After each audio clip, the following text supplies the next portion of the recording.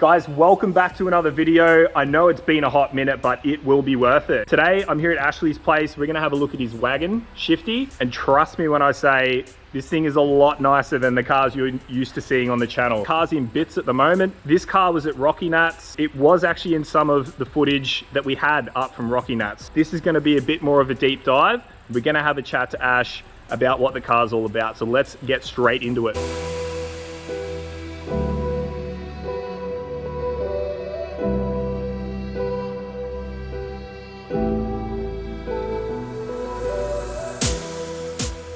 Well, yeah, firstly, bro, thanks for having me down here. Like, it's an awesome setup you've got here. And the thing I don't know what to do is like, what do you do with your hands? Like, so what's your name for the guys who don't know you? So Ashley. And what car have we got here? This is Shifty, so it's a VN wagon. Why is it in bits? I'd call it maybe a little bit of a mishap at Rocky. So I think we did about 4 sets of tyres up there, and then we had our final skid. And for some reason, in the final skid, decided to have a bit of a tyre fire. Yeah, right. How was that? I actually didn't know what happened. Had no idea until the fireys jumped the barrier and started yelling at me to stop. Was it your first one? Your first? Yeah, that's first ever tyre fire. So this car's now done probably 30 plus sets of tyres, 30, probably up to 40 sets of tyres now, and yeah, first ever tyre fire. So had no idea, didn't see it, didn't hear it, feel it, nothing sort of changed. Until old mate jumped the wall and said, stop. It's a scary thing, eh? Yeah, and then I even asked him, was like, what's wrong? And as I asked and I looked in the side mirror, I could just see flames just like pouring out of the side of it. I was like, oh no, like please help someone. Put it out, boys. Yeah, but like credit to those guys, they did their job pretty well. Like I would have kept going, had no idea, but those boys did their job pretty quickly, got everything under control. It did some damage, but it could have been a lot worse, that's for sure. Yeah, 100%. No, you bang on about those fire guys, man. Like I say exactly the same about them every year. Yeah, but Buddy's Fire have it on lock at Rockynats. They're awesome. So take me through quickly the combo in the car, so the driveline. It had in there LS1, standard bottom end, basically just a big cam in it, big high Holly high ram on top, twin carbs, so twin 650 brawlers I think they are. Yep. 85, basically power glide behind it, still going to a Borg Warner diff, obviously being shortened and a few other goodies inside there, we'll probably see a bit later. Bloody oath. It's a work of art back there, bro. When you first showed me, it was like, wow. So Russell and the boys at Weavers, they did a good job and helped me out heaps, and it makes the car what it is today, sort of thing. Yeah. When you had the fire, you thought, we're going to obviously need to repaint, like we've got some body panels here that have been painted already, and it's in the process of being fixed up. But why the motor and box out of it? So, been speaking to Craig, you boys, wanting something a little bit extra. Being 308 diff gears with a glide.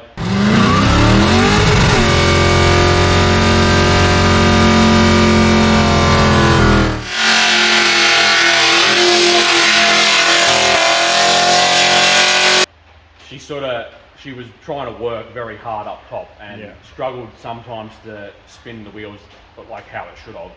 So been speaking to you guys, and I like NA motors. There's just something about the sound and the noise. Don't get me wrong, I would love a blown setup one day, but I just wanted something angry, high compression, high RPM that is reliable, like that I can drive on and off the pad and do multiple sets of tyres each time and not have to worry about shit going wrong pretty much.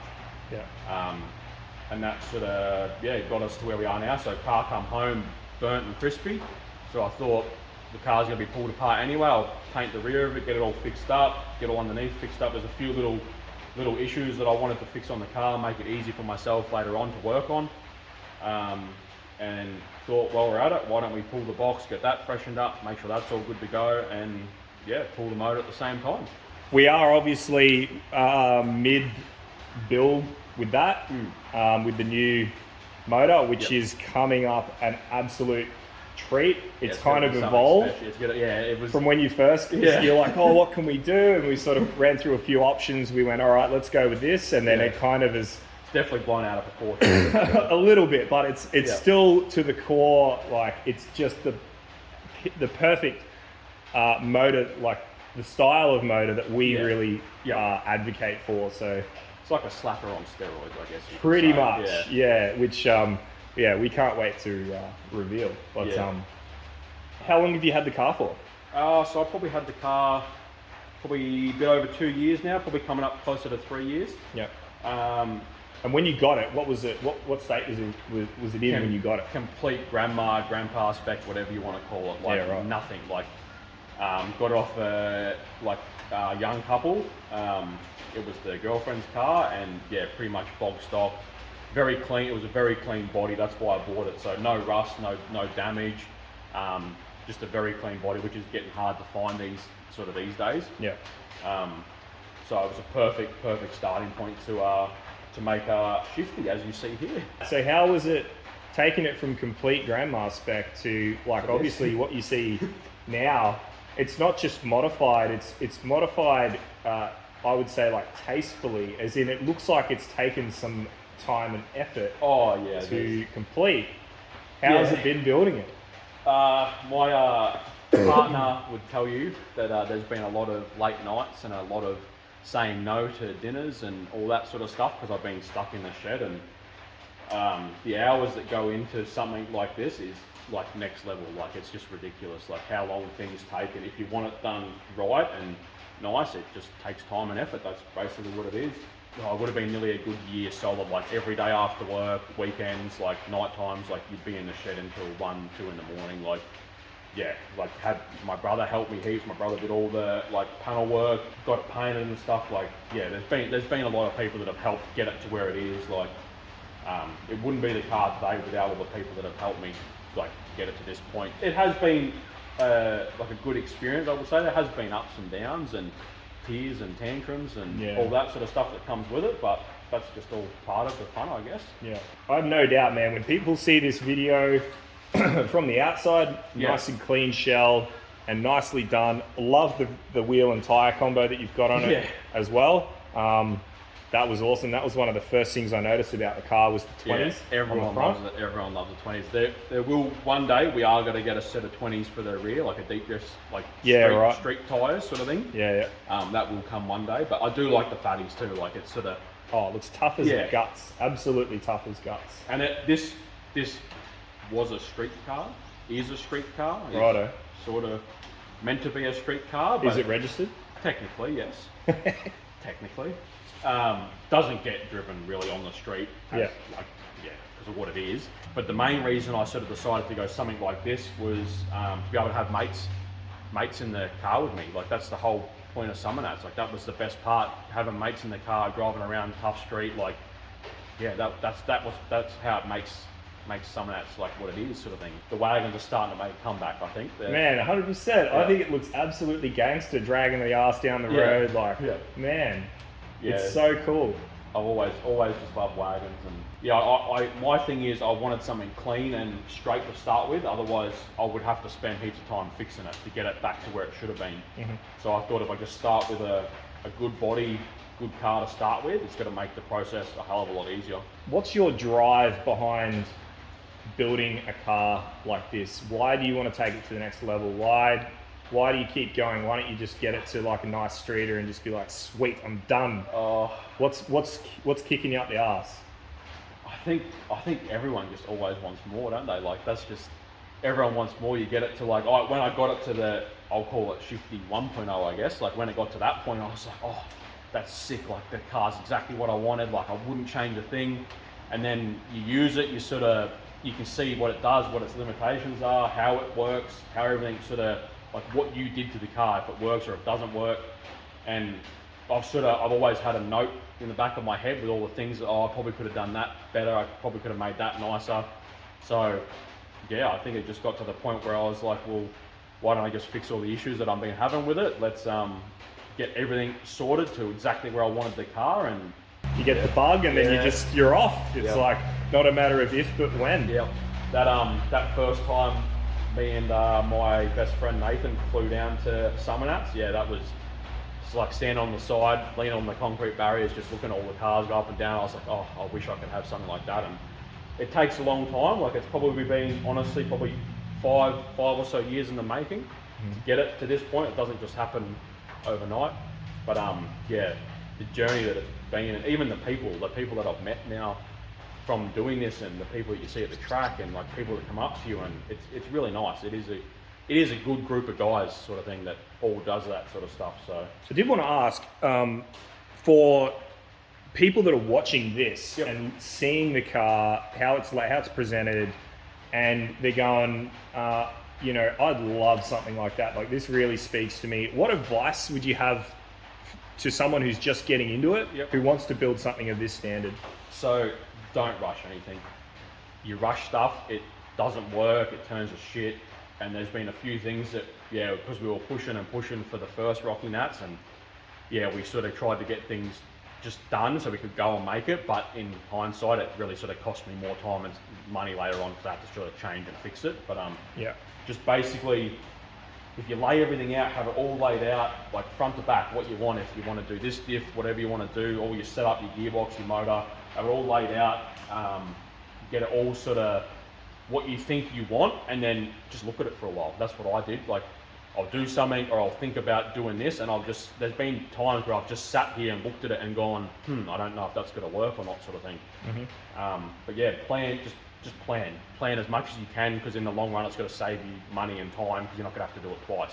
I've had people at the track say, like, this car's like inspired me to do my car, and inspired me to do their sort of thing, and it is really nice, like, the people appreciate it. And like, car guys know what goes into something, and you can look at something and know like how much time and effort goes into something and getting it nice. And how much do you think you've spent on it?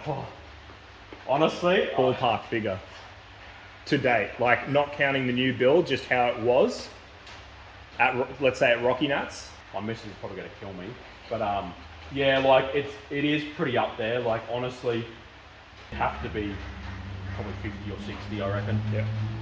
And that's probably been a little bit conservative, but in saying that, I did a lot of things that you probably didn't really need to do. So like all braided line's ridiculously dear, and all your fittings that go along with it. Like, yes, it is better and it does serve a purpose, but you could do things a lot cheaper. So you said it was, you wanted to change the motor because it was a little bit underpowered, maybe. Underpowered. So just for those who've never really been around the skid scene or whatever, who want to know like a bit more about that, like, tell us what like your experience at Summernats just gone, and what. So basically, so like our sort of home track is Queensland Raceway. That's sort of our home pad, I guess you'd call it. That pad, compared to everywhere else I've been, is like an ice ring. Like, I don't know why. Like, I thought rubber on concrete or rubber on bitumen would be the same, but for some reason that pad is just like super slippery. Yeah. So like, you obviously, being a Powerglide 2-speed, you'll stand on it in first gear, you won't even get 5 meters before you bang like top gear, and that's it. Like, you'll be bouncing off limiter all day. You do whatever you want on that pad, like no dramas. Summernats, however, there's a few people that said to me like, hey, don't be concerned if you can't maybe hold top gear and blah, blah, blah. Like, Craig told me, I spoke to Craig heaps of times, and he's like, yeah, don't be worried if it won't sort of hold it up in the RPM in top gear. And sure enough, like, he said to me, he's like, just maybe hold first gear a little bit longer down the entry, and then sort of when you get to tip, and then bang sort of top gear. And yeah, my brother was in the car, and literally we stood on it on the start line, and it just sort of went like, and just sort of really just bogged right down. Yeah. And I was like, wow, like the differences in the pads are like next level. Like, yeah, and sort of come into the pad, sort of bang top gear, and it sort of started to sort of drop down, and I was like, well, it looks like we're going back to first. So sadly, that skid at Summernats was done in first gear. That's why it took a little bit longer, and poor old Shifty copped a bit of a flog on that day and come off the pad, the hottest it's ever come off the pad, and everything was working its ass off because we were obviously working it harder and took longer and all that sort of stuff. But yeah, it makes a very big difference between pads, like very big difference. I think we're definitely going to have that issue sorted for you. Yeah. Judging by by what we've been talking about with the new combo, which sure. which we will get into in another video, probably the next video, where we'll show you what's going into Ash's new motor, which is primo, man, I'm telling you.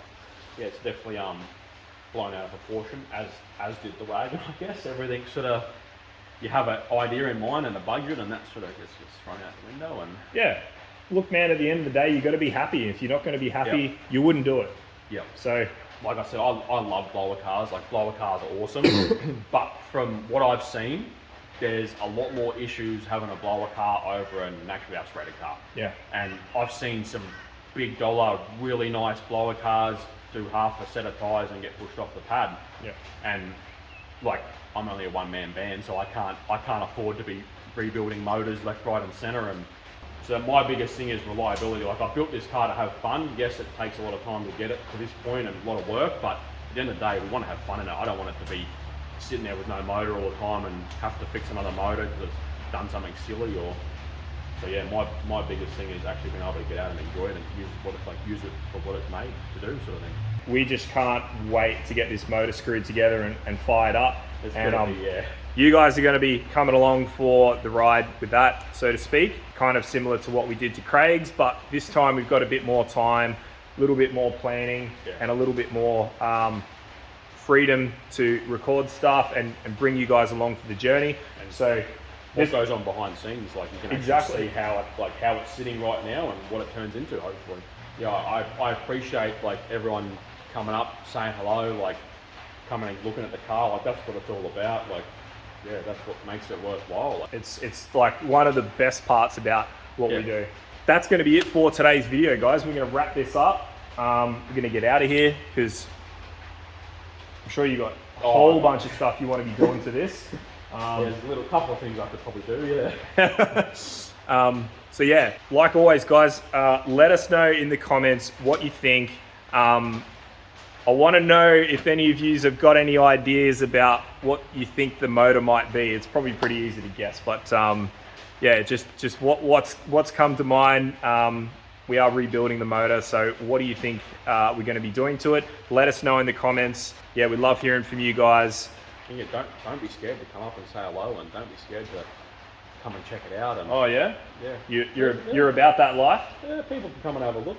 People coming up going, can I get a hey? Fucking Jesus Christ. Yeah, no, get ready for that. Yeah. Dude, it's coming up, man. It's coming up.